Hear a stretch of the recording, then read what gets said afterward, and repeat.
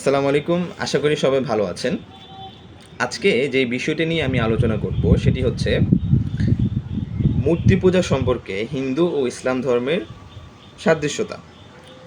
তার আগে আমরা একটু জানার চেষ্টা করি যে সৃষ্টিকর্তা সম্পর্কে সনাতন ধর্ম বা হিন্দু ধর্ম আমাদেরকে কি বলছে।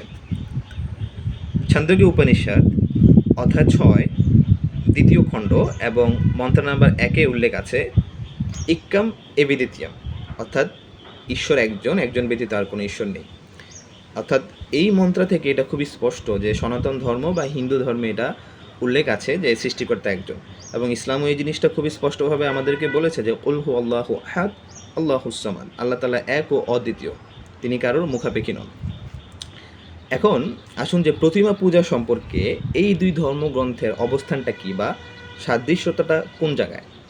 প্রথমে আমরা একটু জানার চেষ্টা করব যে ইসলাম আমাদেরকে প্রতিমা পূজা সম্পর্কে কি বলে। আল্লাহ তাআলা বলছেন সূরা মায়দা কোরআন মাজিদের 5 নম্বর সূরা 90 নম্বর আয়াতে যে হে ঈমানদারগণ, নিশ্চয়ই মদ, জুয়া, মূর্তি পূজা এবং ভাগ্য নির্ণয়ের তীরসমূহ ইত্যাদি অপবিত্র এবং নোংরা, তাই তোমরা তা বর্জন করো। অর্থাৎ এখানে আল্লাহ তাআলা বলছেন তা আমাদেরকে বর্জন করতে, প্রতিমা পূজা, মদ, জুয়া এবং ভাগ্য নির্ণয়ের তীর। অর্থাৎ এই আয়াত থেকে এটা স্পষ্ট যে একজন মুসলমানের জন্য, একজন মুমিনের জন্য মূর্তি পূজা নিষিদ্ধ।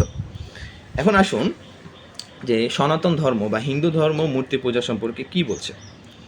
হিন্দু ধর্মে উল্লেখ আছে যজুর্বেদ অধ্যায় নম্বর 32 মন্ত্র নাম্বার 3 এবং শ্বেতাশ্বেত উপনিষদ অধ্যায় নম্বর 4 এবং মন্ত্র নম্বর 19-এ উল্লেখ আছে না তস্যের প্রতি মাস্তি, অর্থাৎ ঈশ্বরের কোনো ছবি নেই, কোনো মূর্তি নেই, কোনো প্রতিমা নেই।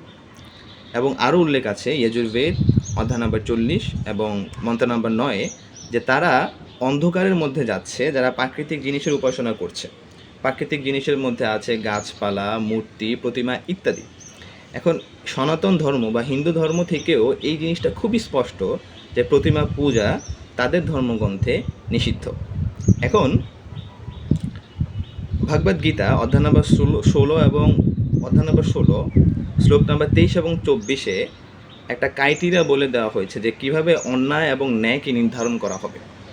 যেমন এটাতে উল্লেখ আছে ভগবদ গীতা অধ্যায় নম্বর 16 এবং শ্লোক নম্বর 23 এবং 24-এ যে ব্যক্তি শাস্ত্রের বিধি ত্যাগ করিয়া স্বেচ্ছাচারণ করে সে কখনো সুখ লাভ করিতে পারে না। ন্যায় এবং অন্যায় শাস্ত্রের মাধ্যমে নির্ধারণ করা হয়। হে অর্জুন, তুমি শাস্ত্রের বিধি মানিয়া চলো। এখন হিন্দু ধর্মের শাস্ত্র কি? হিন্দু ধর্মের শাস্ত্র হচ্ছে বেদ, উপনিষদ ইত্যাদি।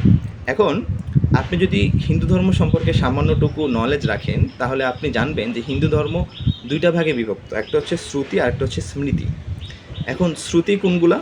হিন্দু স্কলারদের অনুযায়ী শ্রুতি হচ্ছে ঈশ্বরের বাণী, এবং এই শ্রুতির মধ্যে আছে বেদ, উপনিষদ। বেদ হচ্ছে টোটাল 4টা, যজুর্বেদ, সামবেদ, অথর্ববেদ এবং ঋগ্বেদ, এবং অনেকগুলো উপনিষদ আছে। তো এগুলো হচ্ছে হাইয়েস্ট স্ক্রিপচার, অর্থাৎ হিন্দু ধর্মের উঁচু ধর্মগ্রন্থ, হায়ার আর কি, যেটাকে বলে হায়ার অর্ডারে, যেটা সবার উপরে অবস্থান করে। তারপর হচ্ছে আপনার স্মৃতির মধ্যে আছে মহাভারত, ভগবদ গীতা, পুরাণা ইত্যাদি। তো একজন হিন্দু স্কলারের অভিমত অনুযায়ী, হিন্দু দার্শনিকদের অভিমত অনুযায়ী যে একজন সনাতন ধর্মাবলম্বীকে অবশ্যই তার যে হায়ার স্ক্রিপচার আছে যেমন বেদ, উপনিষদ, এগুলোকে মানতে হবে। এখন বেদ এবং উপনিষদে স্পষ্টভাবে বলা আছে না তস্যপাতি মাস্তি, যে ঈশ্বরের কোনো ছবি নেই, কোনো মূর্তি নেই এবং প্রতিমা পূজা করা যাবে না। তো এটা ইসলাম এবং হিন্দু ধর্ম থেকে খুবই স্পষ্ট যে প্রতিমা পূজা নিষিদ্ধ।